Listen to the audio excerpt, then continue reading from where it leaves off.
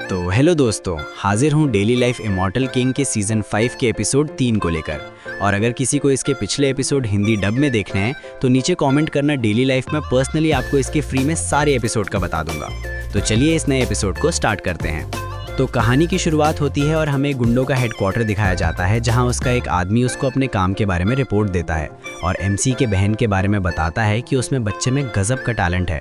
और दूसरा उसे स्क्रोल देता है जिसमें एमसी और उसके पिता की फोटो थी। और सीन शिफ्ट होता है जहां हमें एमसी के पिता को काम करते दिखाया जाता है। वे एक ऑर्थर हैं पर उनको इतनी अच्छी फ्रेम नहीं मिली अभी तक।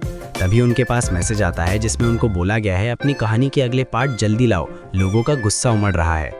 जिससे वे परेशान हो जाते हैं और ये सब उनकी फैमिली बाहर से देख रहे थे और उन पर काम का ज़्यादा लोड था, जिससे परेशान होकर वे अपने सर को पकड़ते हैं और अपने नकली बाल निकाल देते हैं। मतलब समझ रहे हो, ये साइतामा का रेफरेंस दिया है कि वो शायद इतने पावरफुल हैं, इसीलिए उनके बच्चे भी इतने ओपी हैं। और उनका ये रूप देख के तो एमसी और फ्रॉगी शॉक हो जाते हैं और एमसी उनकी मदद करने के लिए आगे बढ़ता है, पर उसके पिता उसको रोक देते हैं कि ये सब मुझे पर छोड़ दो, मैं कर लूँगा। और एक अलग ही लेवल का जोश जग जाता है उनमें और फुल स्पीड से टाइपिंग करने लगते, जिसमें शाम से सुबह हो जाती है। और सुबह कोई दरवाजे पर नॉक करता है और बाहर उनको सुन दिखाई देती है जो बोलती है, हम आपकी मदद करने के लिए आपको कहीं ले जा रहे हैं जहां आपके अंदर इंप्रेशन बढ़ जाएगा। और एक फ्रॉगी गाड़ी बना हुआ था जिसमें वे सब बैठ जाते हैं और एमसी को कुछ फील होता है पर वो इतना ध्यान नहीं देता। और ऊपर से एक स्पाई उन लोगों पर नजर रखे हुए था और एमसी फ्रॉगी को चलने को बोलता है, जहां फ्रॉगी भी उड़ने लग जाता है, जो देखकर तो वो स्पाई शॉक हो जाता है और फ्रॉगी उसकी तरफ आके उसे उड़ा देता है। और सभी चेन हाउ के घर पर आ जाते हैं जहां उसके पिता उनका स्वागत करते हैं। और अगले सीन में दोनों अपने खानदानी मार्शल आर्ट करके दिखाते हैं, जिससे एक पत्थर बीच से कट जाता है, जो देखकर ये लोग तालियां बजाते हैं और पास आते हुए बोलते हैं, तुमको कैसे लगा? मेरे बेटे ने वाकई इम्प्रूव किया है तुम्हारे बेटे के साथ रहकर। जो सुन के वांग लिन के डैड बोलते हैं, ये तुम बाप बेटे वाकई शानदार हो। और अपने पिता से तारीफ सुन के तो चेन हाउ की तो खुशी का ठिकाना नहीं रहता और एमसी के गले लगकर खुशी जाहिर करता है, देखा मेरे पिताजी ने मेरी पहली बार तारीफ करी है। चेन हा के सर को सहलाते हुए बोलते हैं, मुझे तुम पर गर्व है, ऐसे ही आगे बढ़ते रहो। और अगले सीन में दोनों अपने भाले को एमसी और उसके पिता को देते हैं ट्राई करने के लिए। कहा एमसी के पिता से तो वो सही से उठ भी नहीं रहा था।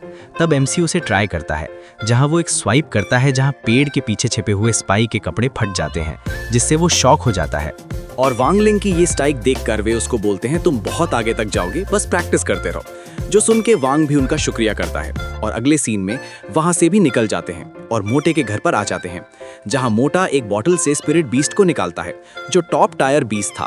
और मोटा उससे एमसी के पिता को शॉक देने वाला था, जो देख के सुन बोलती है ये कुछ ज्यादा हो जाएगा।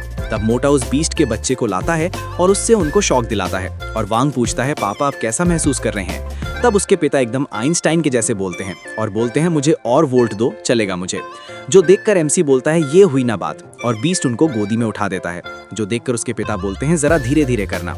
तभी स्पाई उनके छत के ऊपर आ जाता है और एक टुकड़े को हटा देता है और अंदर देखता है, जहां टॉप टायर बीस्ट को देखकर शॉक हो जाता है और उनको चुराने की सोचता है और उसके ऊपर एक बॉटल मार देता है, जिससे वो छोटा बीस्ट रोने लगता है।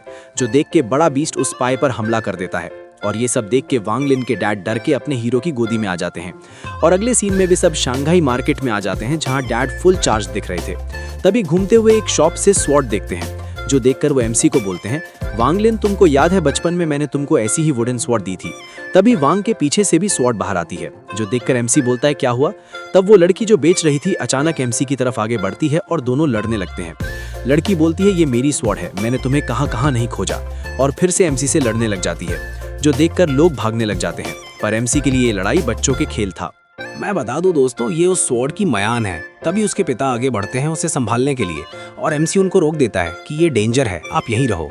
तब डैड बोलते हैं, अरे क्या ये तुमसे भी डेंजर है? जो सुन के तो एमसी भी शॉक हो जाता है और उसके पिता लड़की के पास जाके बोलते हैं, क्या तुम ठीक हो?